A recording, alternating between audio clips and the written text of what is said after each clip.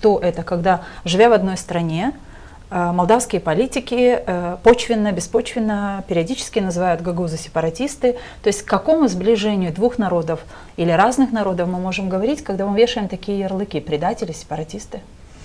Да, это, к сожалению, это так. У нас в 90-х годах основалась такая вот глубокая рана, да, между гагаузом, потому что мы знаем, что был этот поход на юг волонтеров, да, которые вот обещали истреблять в гагаузских селах.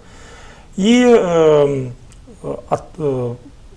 вся эта глубокая рана политики, большинство политиков из Кишинева и из Гагаузии устроили как бы отношения на лжи и недоверие.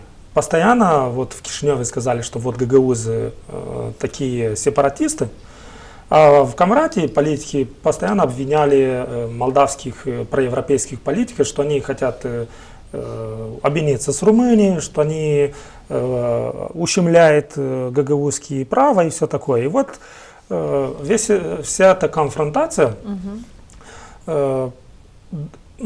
пошло ниже, да, и люди начали просто, многие не были вообще никогда в Гагаузии, они не знают, кто такие гагаузы. Ну, и у них, они взяли это от политиков, они, может быть, где-то услышали, что гагаузы, вот они сепаратисты, они хотят, все гагаузы такие, все просто они благодарные, просто вот мы, молдаване, дали им земли 200 лет назад, и они неблагодарны, и вот хотят вот все эти сепаратисты. Гагаузы или гагаузские политики говорят, что нет, мы не сепаратисты. И я тоже не думаю, что гагаузы сепаратисты. Я думаю, что уже этот субъект как бы... Изжил себя. Да, они гагаузы не сепаратисты.